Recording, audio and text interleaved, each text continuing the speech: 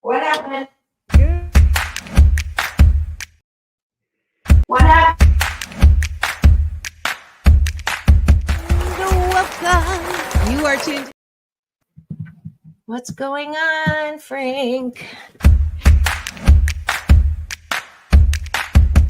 Welcome. You are tuned into my week. All right. Technical I'm going to hit it now. Okay, something's going on. Frank, leave the button alone for me. I'll do it.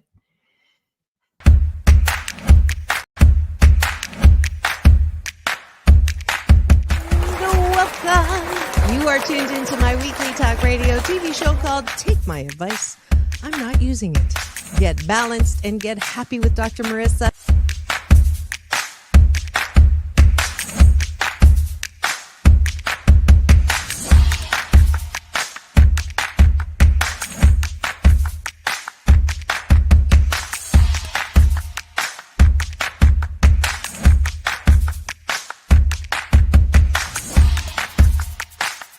And this show is about hope and happiness. So there's no gossip, no scandal. Instead, I want you to focus on your own reality show and how you can be happy 88% of the time. So I have shows and topics.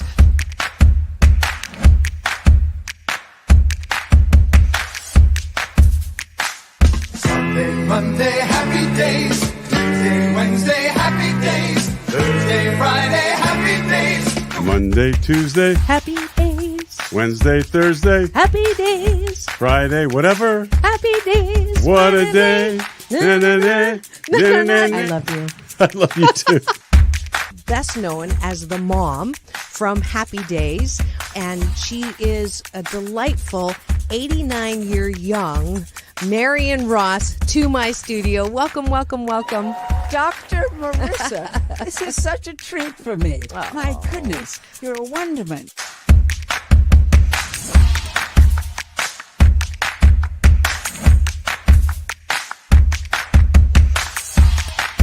Which is exactly the kind of guest that I like. Those who have gone through life, good and bad, and then taken those experiences to alchemize them into the person they are now and doing good on the planet.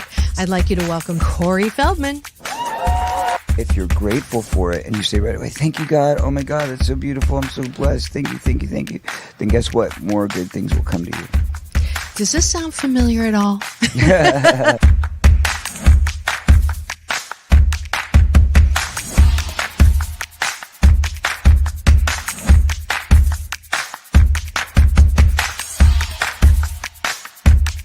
She's back again to mark my Cancer Awareness and Prevention Month show. Please welcome Fran Drescher. Hi, Fran. On and supporting cancer schmance. I really appreciate it. So what would you say are some of the biggest myths, Fran, that people have about cancer? Well, I would say that they think that there's a cure for it.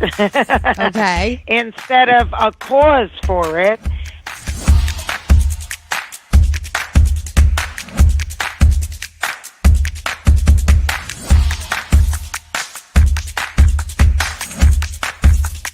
This is the first call-in show when I get to be Dr. Marissa, the kinder, gentler Dr. Laura.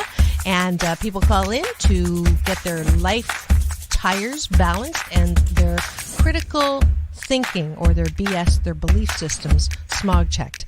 And today I am delighted to have Malie calling in from Birmingham, Alabama. We could go 90 days and end up having terrible sex. And then you say, well, the relationship's not all about sex. Well, if I'm not getting great sex from you, then I'm going to get it from somebody else. Right? That moose just got put on the table. And I see Josh and Jim. I have to agree You're with Clyde. both nodding. Ramon's sort of half nodding because his wife's listening. But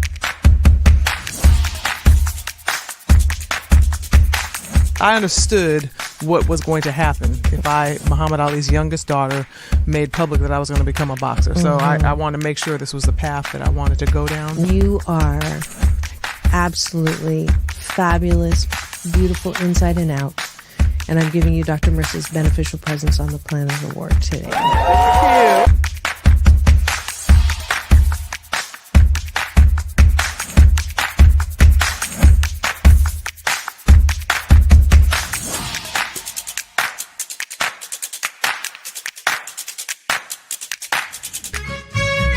Just sit right back and you'll hear a tale of a fateful trip that started from this tropic point. When I go, I'm gone. Are you lonely? No. Nah, I knew that was going to be But the I answer. surround myself with people. I mean, I'm always the one cooking for things. Or I'm always the one that decorates first and come to my house. All the orphans that have no place. I'm going to have no place to go, so I can come over. Come on over. And life is so amazing if we can see it. Jump off that exhausting hamster wheel and into balanced living with Dr. Marissa. Promise you joy in the mystery.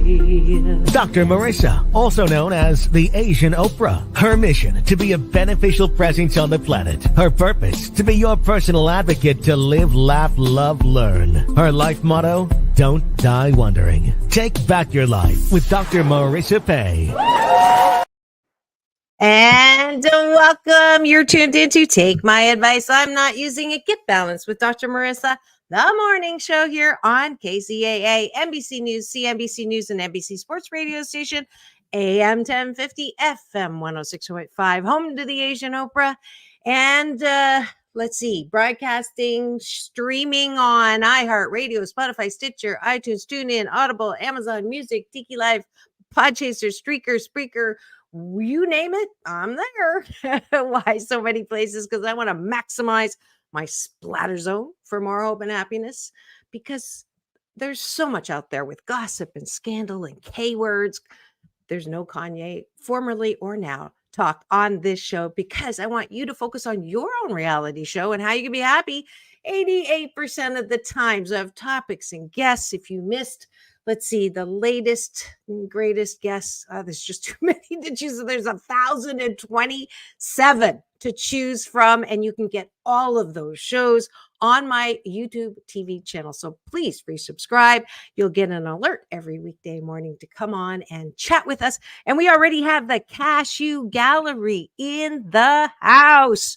We've got Maria from Colorado. We've got PJ from New York, and actually I think he's in Spain right now. So we've got some international in the house. Thank you for joining us. We're going to have a great show today. You will notice that it is Wednesday, because every time you see this beautiful woman who's beautiful inside and out, and my doctor sister, Dr. Tiffanie Tate in studio, you know it's time for Doctors in the House with Dr. Marissa and Dr. Tiffanie Tate. And we are here for your listening and watching.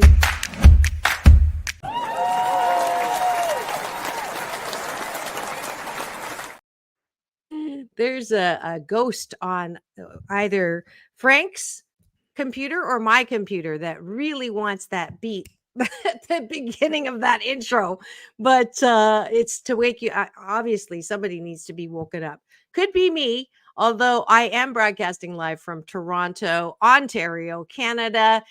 Those of you who don't know, this is Canada, my not home now, but native land. It was where I was born, and that's why I'm so grateful for technology that I can still come to you live and hook up with Dr. Tiffanie Tate. So we're going to start right in with breakfast with Dr. Tiffanie and I, where 8 things on the top of your bun are gratitudes, things outside of yourself that you love, like, and the bottom of the bun is things that you love and like about yourself.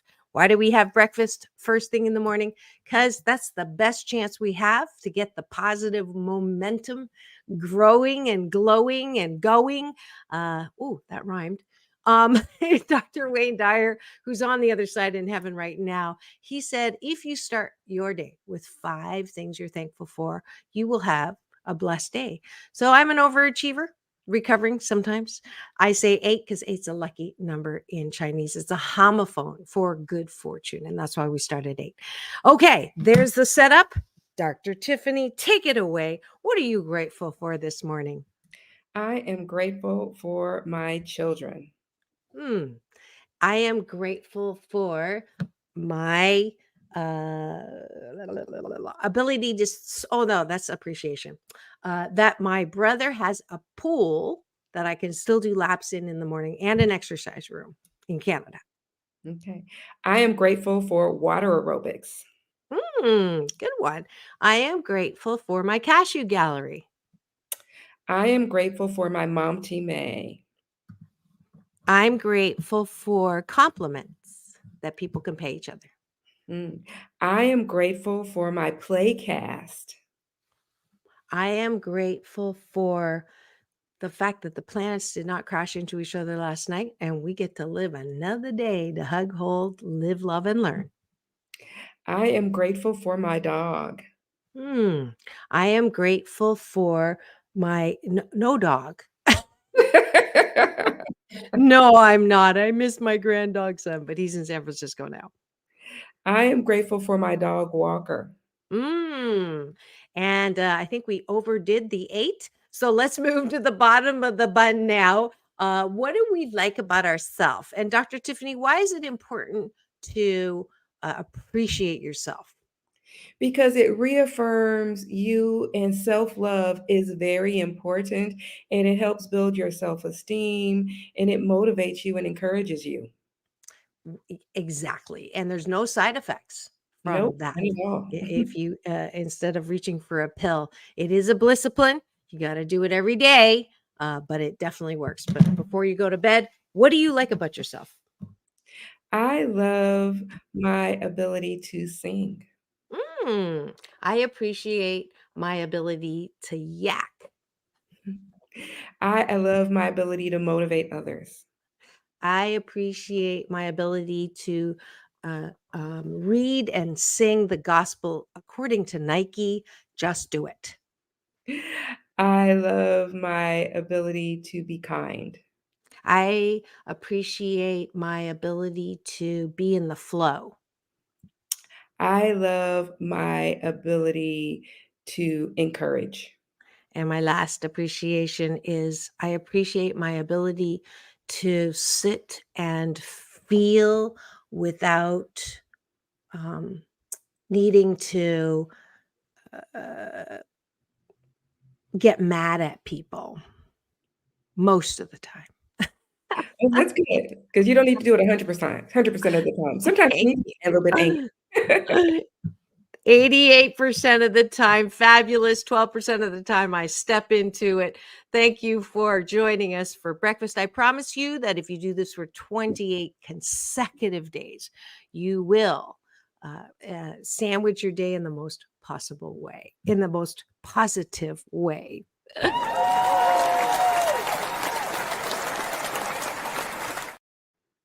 All righty. And we are going to now introduce the topic. Dr. Tiffanie actually chose this topic in the middle of last week's show.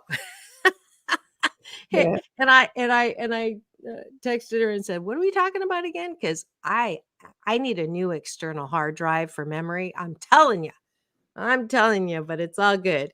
What is the topic today, Dr. Tiffanie? Taming the tongue. Because last week we talked about confronting confrontation.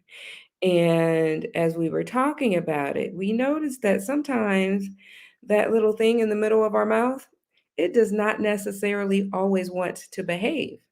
And it is like a two-edged sword. And it can be as sharp as a knife or as deadly as a dagger. And we know that it can cut as deeply as such. And our words can be horrible. And it can be like a plate. Once you put them out and it can shatter.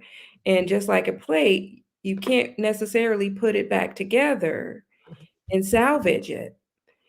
You can talk to people, and once the words are out there, it's like pouring out spilled milk. You can't necessarily put them back in a glass.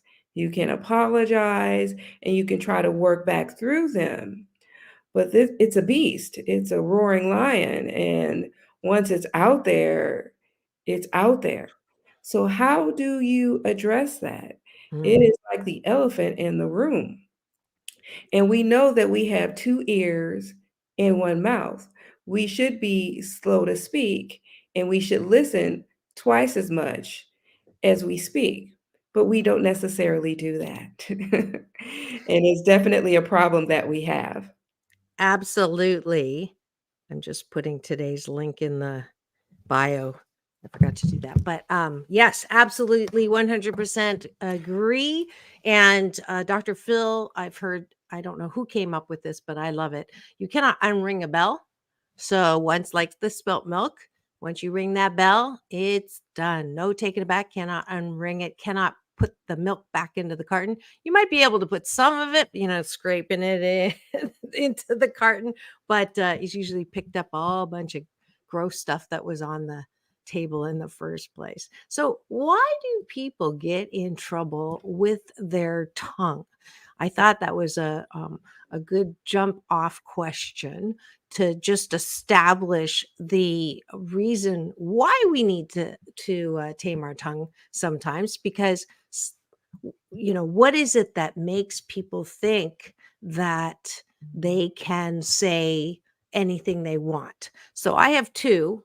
I'll let you think of where you think, and see if you agree with me on this one. One place is the amendments. So the right to speech, especially Americans, they take that literally, freedom of speech. So I can say anything that I want, whatever is on my mind. The second reason is some mostly Americans grow up thinking that everybody has a right to my opinion. And if I don't give it to you straight, if I am not brutally honest, if I don't tell you exactly what's on my mind, I'm doing you a disservice, because you need to know, don't you know, that you are fat, what's happened to you? How could you have let yourself go like that? Or, oh my gosh, did you see the picture of so and so, body shaming celebrities on the beach? Or don't you know that so and so is cheating on so and so? And somehow, and the internet and social media has definitely made our tongues get bad negative exercise in these kinds of things, because as soon as you see that post, you don't even validate it. If it's something mean, somehow that gets spread way quicker than a compliment. It's so easy to judge, criticize, say something mean, attack somebody, be brutally honest, and say, that's my right. That's the freedom to speech. I don't care. Don't take that away from me. And my response is, yes, you have the freedom of speech, but with everything you say, you have a responsibility for the consequences. Go ahead, say what you want, but remember that you get to feel the consequences of what it is you're saying. Go to. I agree. And I think that people need to go back to what they were taught when they were children. Because when I was growing up, I was taught that it's better to if you can't say anything nice, don't say anything at all. And I think that people can think whatever, but they need to realize that they can't necessarily say whatever. And again, if you can't say anything nice, don't say anything at all. And if you can't say something positive, maybe you should just keep your lips shut, smile and nod, because you are aware as to how would you feel if someone came up to you and said, "Oh, girl, that skirt, I would not have walked out of the house in that." And it's it's a thing where how would you feel if you were that person and you were to put yourself into that person's shoes? I don't think people really reevaluate how would I feel if I was that person. People don't think about those things nowadays. I think the internet has depersonalized things in such a way that people, in essence, have become bullies because they think that everyone is entitled to their opinion, and they don't think that, oh, my opinion is offensive, and oh, I wouldn't do that, I wouldn't wear that, this is how they look, this is how they appear, oh, he's sleeping with her, she's sleeping with him, and they just lash out, not thinking that my actions have repercussions. And if they actually thought, okay, every action has a consequence, they might think twice before they did whatever they did. Because if we actually started thinking about A, B, C, and one, two, three, we might start thinking twice before we actually did whatever we were thinking about doing. Exactly. ABC. Na na na. 1, 2, 3. That's where I went. Absolutely.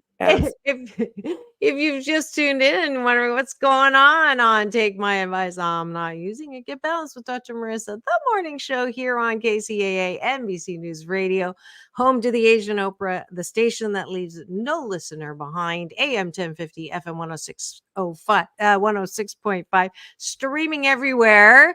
Then you'll know from the looks in the studio that we are on Wednesday in a very special series called Doctors in the House. And in case this is the first time you're tuning in on this particular series, I just wanted to give you a little background on Dr. Tiffanie. She's a U.S. Navy veteran, published author, and retired OBGyn, still licensed from Compton, California. She is currently oh no, this is an older one that I had put up. She reinvented herself and made it into the top 6, I believe, in the Carla Hall cooking competition, which was when she first started the series a little bit ago. And she's, always trying to help people, helping the homeless. She is a published author of several books. And in the middle of the show, we're going to highlight some places she's going to be that you can actually go and get a book and get it signed. And my favorite one of her books that she wrote is called Bad Touching. It's a children's book that definitely helps kids understand what is not good and be able to have the courage to say something instead of suffer in silence. So that is Dr. Tiffanie. You know who I am. I'm not going to say anything about that, but I am glad. Oh, we even have more people in the studio. We have more music saying good morning on my YouTube channel. Thank you for free subscribing there.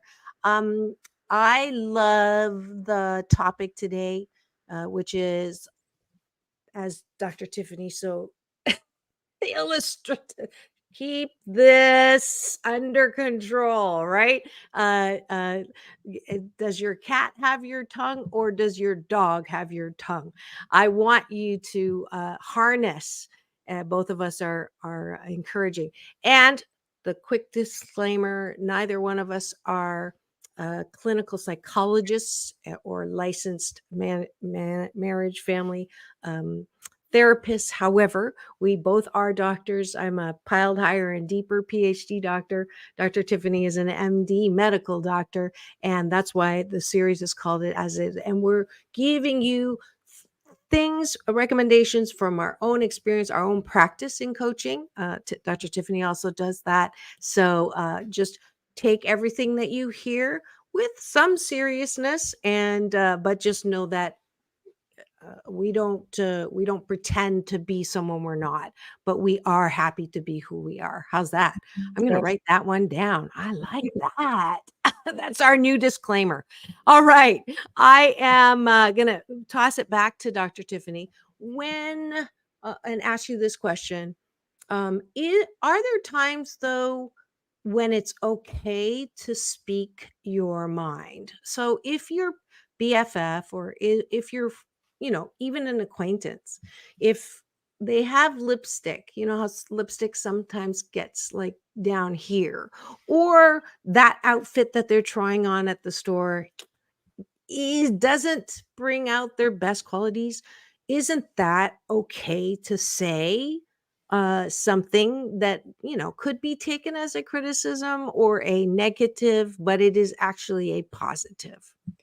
Absolutely, because you know who you can be honest with.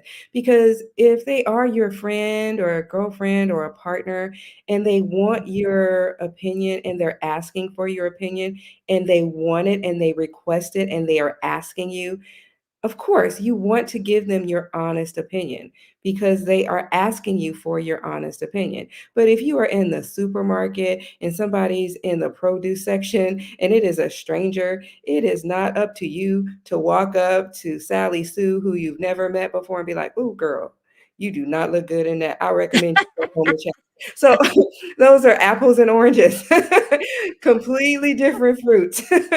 So if you are out shopping with me and we are girls and we are hanging out and I'm asking you for your opinion and we're about to go to, Beyonce's Renaissance and I'm trying on my little silver outfit because I am asking you, okay, how does this look? I want to be fly and I want to look good and I want to look dope. And I'm like, okay, I'm asking you for your input.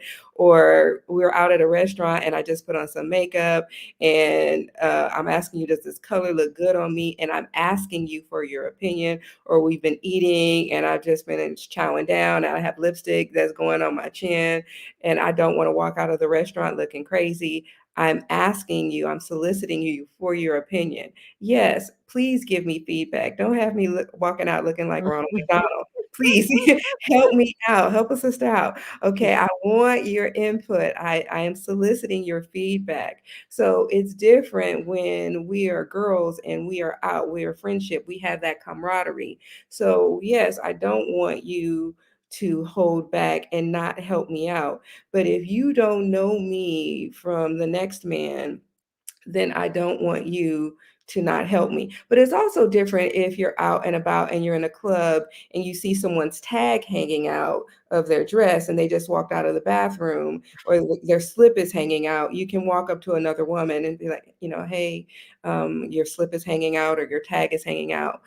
I think that's common courtesy. But if you're walking out saying, "Ooh, you're too big for that," or "That really doesn't look good on you," that's more offensive.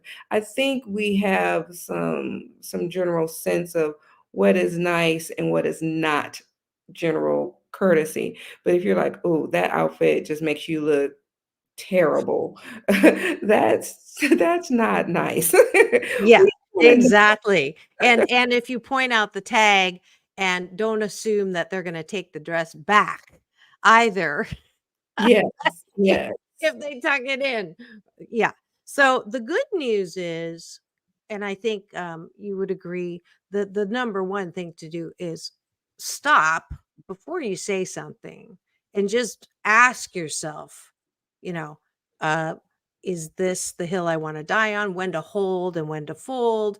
The fact that you can just pause before spilling the beans, before you say what's on your mind, the fact that you're actually looking and observing, I think that's one of the best skills, interpersonal skills a person can have, is no knee jerk reaction. Notice how knee jerk reaction emphasizes the jerk you are. If you're knee jerking, that's I hold that very close because it's a reminder that most often, if I say something before that pause, it's likely to be jerky.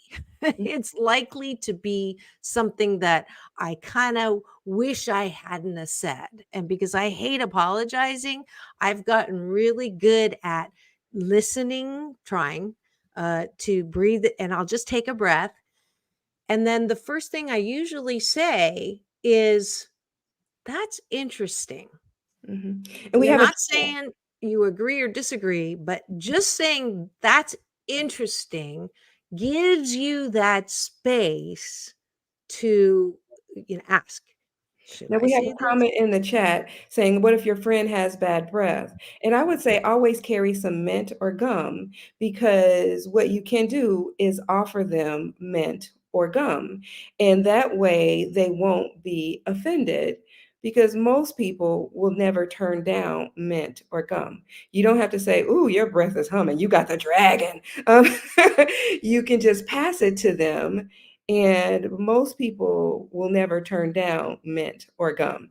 I always teach my children, never turn down mint or gum, because you never know what it is. And what you can do as a way to not be offensive is you can check your own breath and be like, as a hint, and be like, hey, you want to check yours? And you can take the mint or gum, and that way they will check their breath as well. And that way it's a way to not be offensive and pass it to them, or you can take it and they can take it too. Absolutely. All being friendly. Absolutely. And I just want to direct this. This is the first time this has ever happened, but Maria just gave us $5. I didn't even know you could do this. I know PJ's trying to teach me how to better get out of the station or this particular TV channel more than I'm getting. But wow, Maria, you pop my virgin, give me money, show me the money button.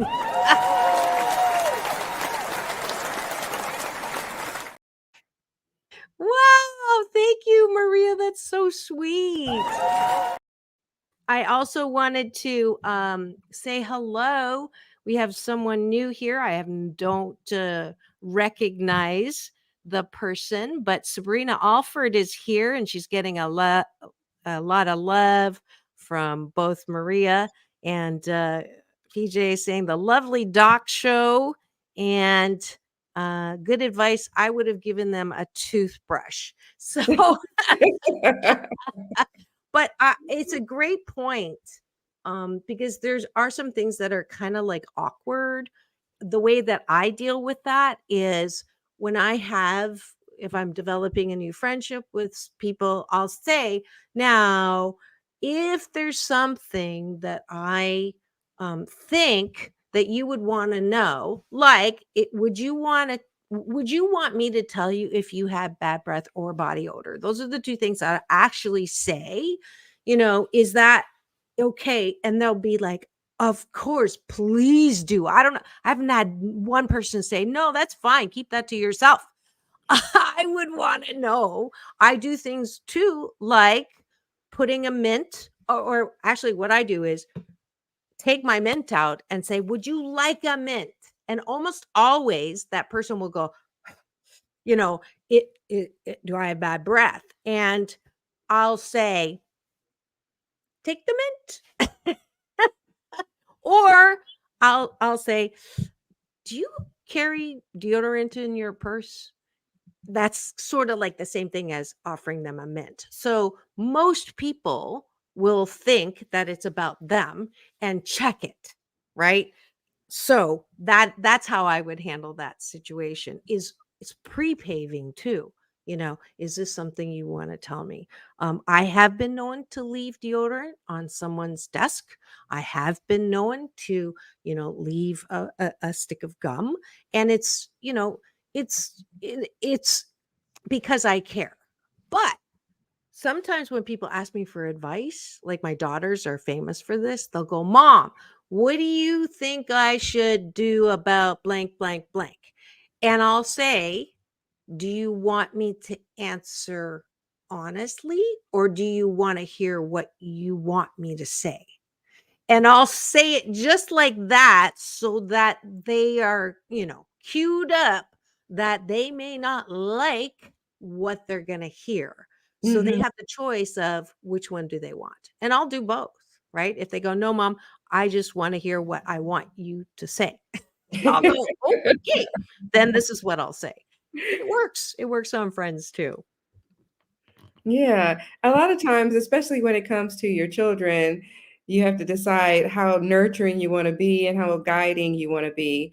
But when it comes to your friends, it can be a sticky situation because you also don't want to burn the bridge of that friendship. But if they are truly your friend, they'll be flexible and they'll be resilient and they will be receptive. All right, we have another question from the Cashew Gallery. Orville Nation is asking, do you think some female doctors use sneaky pheromone tricks in dating? I have seen much of it myself. Well, Dr. Tiffanie, if you know what he's talking about, I have no clue what that means. No. Okay, No, it's not just me. So I don't know if you're being sarcastic, because sarcasm is another service I offer, but sneaky pheromone tricks in dating. So No. you're gonna have to say No that. clue. If you wanted me speechless, you got it, which is very difficult.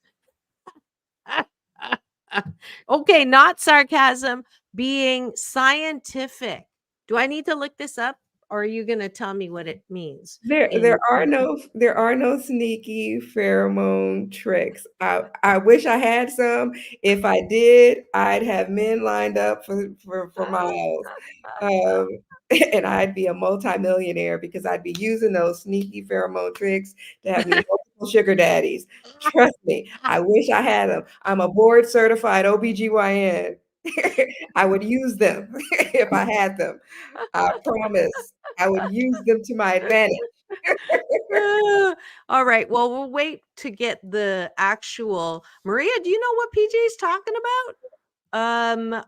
Is it like using a special perfume that is, that makes the potion makes the men like sniff after your tail? I'm not quite sure. Okay, Sabrina's laughing too. Orville still. Me in. I want those. Orville is still not telling us exactly what he means, so I guess he's going to be doing this. He's keeping us in suspense. Find me on Instagram and give me a clue. I want those things. So if you've just tuned in and you're wondering what's going on in the studio this morning, it is Take My Advice, I'm Not Using It, Get Balanced with Dr. Marissa, the morning show here on KCAA, AM 1050, FM 106.5, home to the Asian Oprah, streaming everywhere, iHeartRadio, Spotify, Stitcher, and on my YouTube TV channel, all 595 consecutive weeks of 1,027 shows. So you can free subscribe there and tune in and get other of this particular series and playlist there. I also have a red carpet playlist with interviews with people like Halle Berry, John Travolta, Quincy Jones, and The Temptations. So please do visit my YouTube TV channel. And we're talking about when to hold, when to fold, that thing called your tongue, which is really a great topic because we want people to be happy. I'm on a happy 88 mission, 88 million more happy people in the next 8 years. And I know that you will be happier if you can learn how to stop before you spill the beans, which might cause some gas, nasty gas, unless you ask yourself 3 questions before you speak. 1, and I got this from Dr. David Simon, the co-founder of the Deepak Chopra Center, or the Chopra Center. He taught us all this before he died at his living memorial. He said 3 questions to ask before you open your mouth. Is it kind? Is it true? And is it necessary? That keeps me from having to apologize most of the time. So is it kind? Is it true? And is it necessary? That's my golden rule of spilling my beans. What do you think? I think that's really good. There's a proverb in the Bible, and it says that it's better to remain silent than to be thought a fool, because I think Proverbs 21:23 says to watch over your mouth and tongue and to keep silent is to keep out of trouble, because even a fool is thought wise if he is to keep his mouth closed. So if you're keep your mouth closed, even everybody will think you're smart. So if you open your mouth, nobody will know that you don't know anything. And so you really need to watch what you say, because less is sometimes more. Yeah, So, absolutely. it's better to be thought a fool than to open your mouth and remove all doubt. Yeah, And I think it was Groucho Marx that said that. I didn't realize he got it out of the Bible, Mhm. out of out of Psalms. That's really interesting. Yeah. Could be not Groucho Marx. I need to go look that up. But yes. So what are some strategies specifically, since we're in the second half, we like to focus on solution. I just gave one, asking 3 questions. Mhm. You gave the example of, how is this a person that you want to be able to tell the truth to? Certainly your bestie or whatever, who would want to know. I gave another strategy of, asking a person beforehand, pre-paving, is this something that you would want to know from me? Are there other strategies, Dr. Tiffanie, that you can offer for people to put that, shut the front door unless it is kind, true, and necessary? Yes. I think it's important to always be straightforward. And you definitely want to say, okay, um, do I want to be open, be honest, and be candid? And when you don't approach it that way, you kind of erode your self-worth.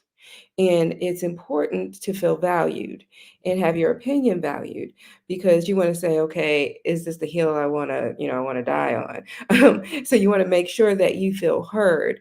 Um, I want to make sure that I can be upfront and make sure that this really matters to me, because you want to feel heard and you want to make sure you take the time to explain, and you want to speak slowly and take your time, because you want to make sure everything is clearly enunciated, because you don't want to make sure that you're not talking in circles and going round and round and round. So you want to make sure you can articulate yourself clearly. Yeah, those are great points. I want to go back to the first one because I think it's important, especially since I represent the 7 out of 10 of us who've had childhood trauma, which is, no regrets. It's made me into the 88% fabulous person I am. 12% of the time I step in it. But I know that I know it's hard to believe, I used to have difficulty speaking up when I disagreed because I did not want to get attacked, or I did not want my childhood habits or what happened to me as a kid when I would express my feelings and get attacked or hit or whatever it was. So I had to develop the ability, like you were saying, to actually express my opinion. I know it's hard to believe now, but if you're a person who has a tendency to not say anything and you really want to say something, but you're afraid to say something, this advice does not apply to you. Your work is to actually get the courage to speak up for yourself. And I know in, the psychological babble, it's called, have your boundaries and things like that. And I'm not a huge fan of, those kinds of terms because I think it doesn't capture for me the full picture. It's not a, tit for tat thing. It is truly, it's not about them, it's about you. It's about your ability to say, you know um I'm not going to apologize when you step on my foot. Now, I would do that, right? Someone step on my foot, or people hated playing tennis with me because I would always, anytime I made a mistake, I go, sorry, sorry, Mhm. sorry, sorry, and not, so I sort of hurt myself that way. And knowing when to hold and knowing when to fold, I think is the best tool, because if you're a folder constantly, you got to get better at holding. And if you're a holder, most of the time, you got to get better at folding. INTBOAD is that it's not that big of a deal, right? But if it is a big deal, then yes, open your mouth and say, I know you didn't mean to do this, but what you just said, holy bananas, that was mean. So saying that comes from what you permit, you promote. And it comes out of that space of diversity consulting that I do. A lot of the racism that continues is because not the perpetrator, not the bully, you can't stop that, but the people around, if they're bullying someone, if you don't speak up and say, that wasn't nice, instead, if they tell a racist joke, you go, ha ha ha. No, you don't need to come back at them and say that was the stupidest, racist, prejudiced thing to say and attack them.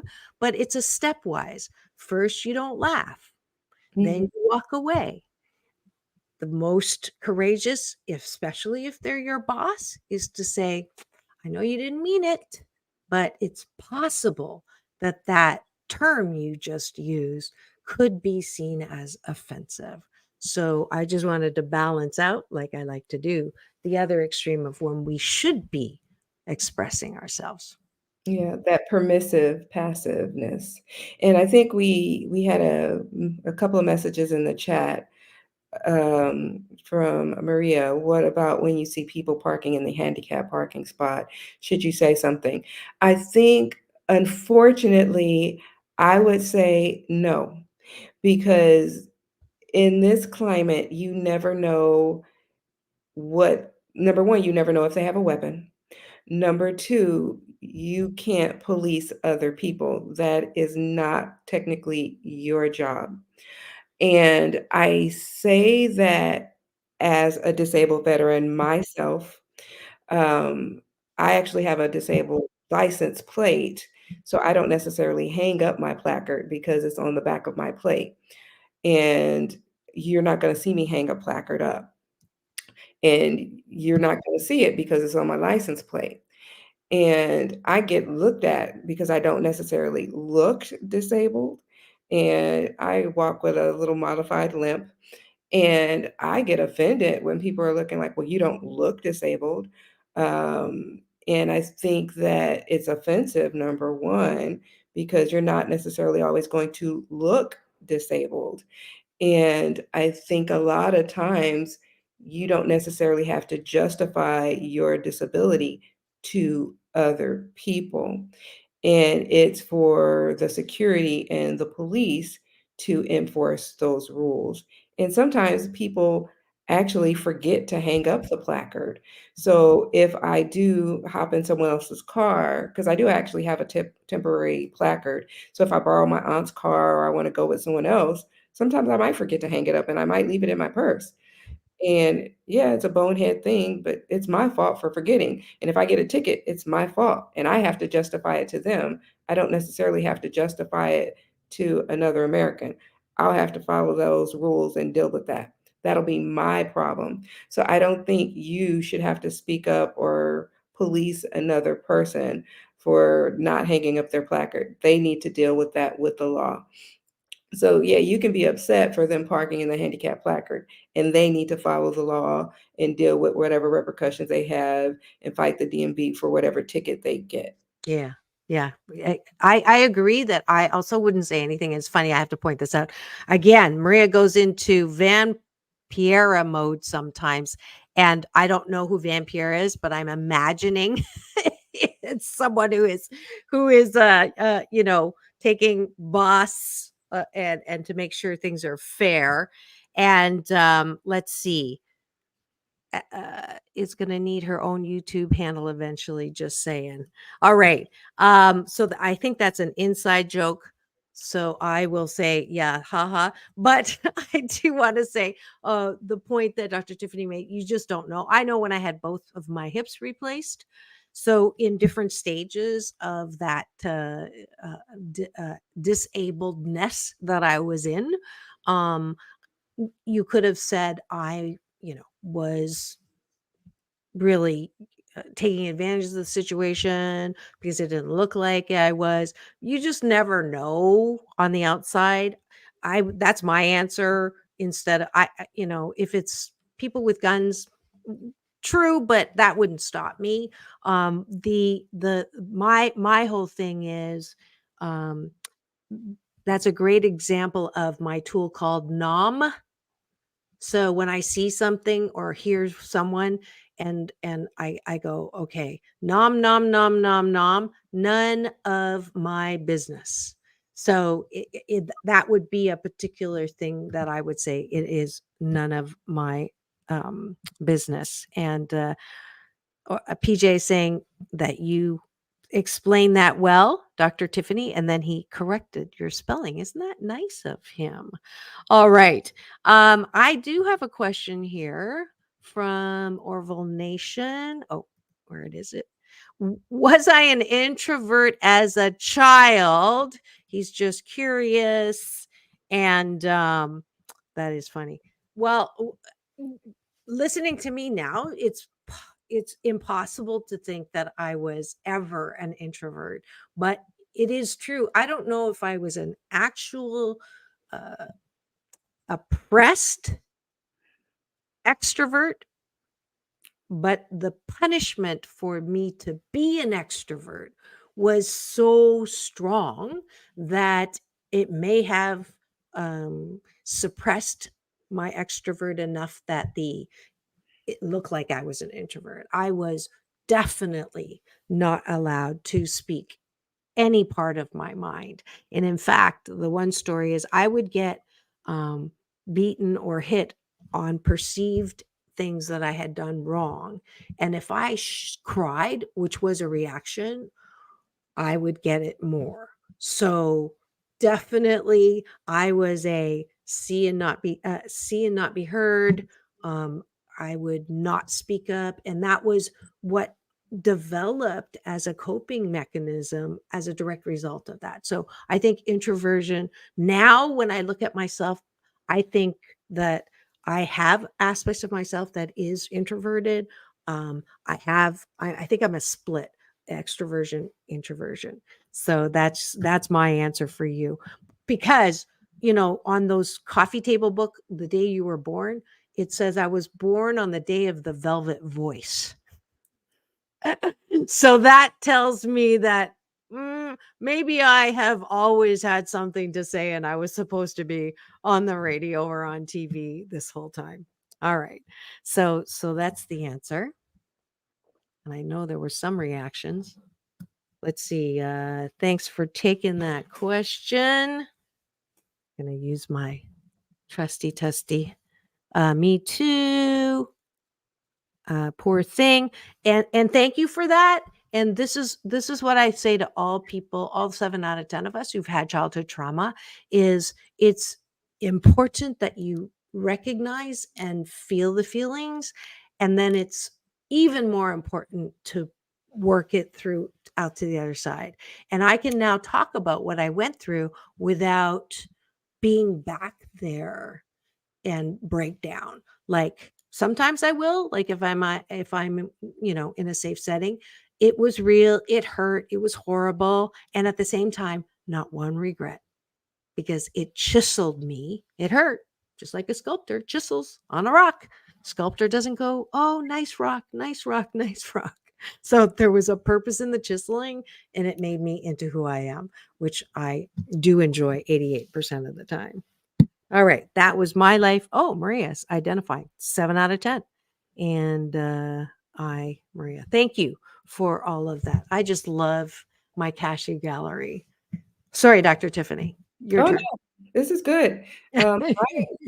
I agree. I had a rough, abusive childhood, so I agree. 7 out of 10. I'm part of the crew. So yeah, we get it. Absolutely. Let's see. Dr. Tiffanie is a fabulous guest / panelist. Boy, you're just getting a lot of love here. Let's see. Dr. Omega. Dad was never physically abusive, but very mentally domineering. He was never wrong. Ah, I have no idea what you mean by that. Sarcasm is another service I offer. Even if he was wrong, I still get butterflies in my stomach if I get in any argumentative situation. So, welcome first, Dr. Omega. Thank you for being in my cashew gallery here. You have a lot of fans that are saying hello to the Dr. O. We really have doctors in the house today. Welcome, and everybody. yeah, yeah. And you're exactly right. I also now have extreme trouble with confrontation, with anything that looks like it may take me to that place where I was helpless and where I was wrong all the time. And our work, Dr. O, is to remind ourselves that we are not that little kid that suffered all of that stuff. We are balanced Dr. O. We are balanced Dr. T. We are balanced Dr. M. We are balanced people who can watch that side of the butterflies and say, I get it, but we're not there anymore. And it is important that I express my right? It is my job to prove to that little sad one that she or he doesn't have to be afraid anymore. I got this. I'm the boss of this. I'm going to protect my little one. She's never going to suffer that way again. My little one I named Sarah. My critic is named Rose. Guess who my mother's name is? So I have this ability. Here's the tool to anchor myself in who I really am, which is balance centered, who I am, and soothe the ones that are hurt or the ones that are scared, and then take a breath and then say the best thing I could, act on my own behalf to express. And again, it's not about being right or wrong. This is such a huge revelation I just had being at home, in Canada and watching the interactions between, my brother and my mother and myself and my mother is my whole upbringing was about who's right and who's wrong. And that is such a horrific way to grow up, because then now I have the tendency to try to tell people how I'm right. And I don't like being told any kind of criticism because it triggers me into that place. And I know that's not helpful either. So it's so important to remember who you really are and then allow yourself to act on your own behalf as a whole and not just react as that hurt child or coping critic. I think Dr. O would benefit from watching our session last week, Confronting Confrontation. Last Wednesday. Great point. Yes, we actually hit that topic head on. And I was actually vulnerable with Dr. Tiffanie, and she helped me through one of the things that I was dealing with. So yeah, great. YouTube channel, free subscribe, and you'll get an alert for every morning. Take my advice. I'm not using it. Get balanced with Dr. Marissa, the morning show. And this is our very special Wednesday series every Wednesday. So I expect to see all y'all next Wednesday, if not every single day. We have 1 minute left. What inspired me to become a physician? Follow me on my Instagram at Dr. Tiffanie Tate Moore. And you can watch, or you can Google me at Dr. Tiffanie Tate, and you can watch any one of my interviews to see why I became a physician. Perfect. It's a lot. This is thank you so much for joining us today. It's all about balance. Peace in, peace out. World peace through inner peace. Thanks, Dr. Tiffanie. Now go and have the best day ever. We'll see you tomorrow. Straight talk.